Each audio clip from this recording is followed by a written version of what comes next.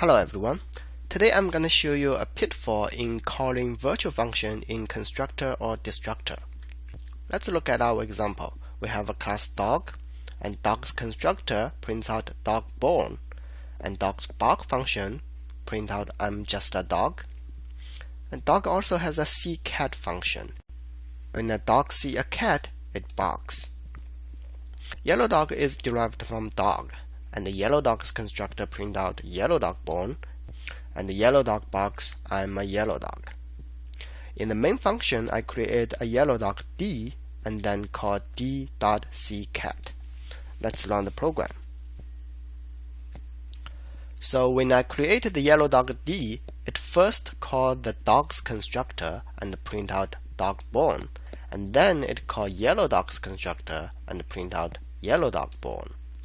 And then it calls seeCat, and seeCat calls the bark function, and the bark function prints out I'm just a dog, even though this is a yellow dog. To help the dog to be honest, we have to make this bark function virtual. The virtualness of a function can be inherited. So the yellow dog's bark function automatically becomes a virtual function, but in practice it is a good idea to always put a virtual keyword in front of the function to make it explicit that this is a virtual function. And now let's run the program. The dog barks I'm a yellow dog. So when the seeCat function invokes the bark function, it realized that this object is a yellow dog, so it invokes the yellow dog's function. This is the power of dynamic binding. As long as the D is a yellow dog, it will always call a yellow dog's virtual function. Today I'm going to show you a scenario where this idea of dynamic binding is not working.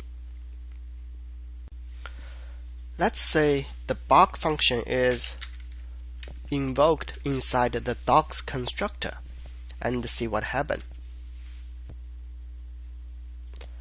This bark function prints out I'm just a dog.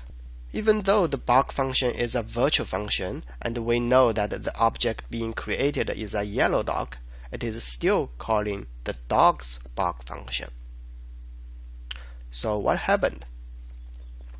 When yellow dog D is created, before it calling the yellow dog's constructor, it first called the dog's constructor.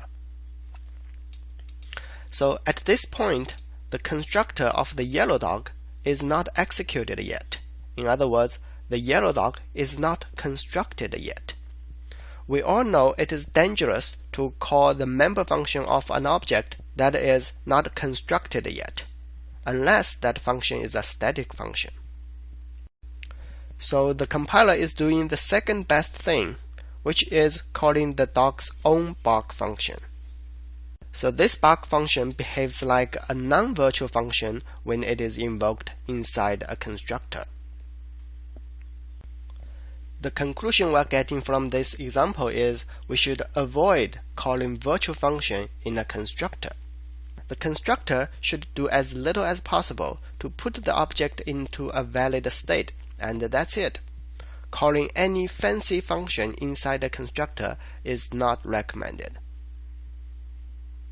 And the same idea for destructor. If we have a destructor dog that also call the bark function and run the program, as you see, when the destructor of the dog calling the bark function, it also call the dog's bark function. Because when the D gets destroyed, it first calls the destructor of the yellow dog and then call the destructor of the dog. So at this point, the yellow dog is already destroyed. And it is not a good idea to call the member function of something is already destroyed. That's all for today. Feel free to subscribe to my channel and check out the other videos I have. Bye bye.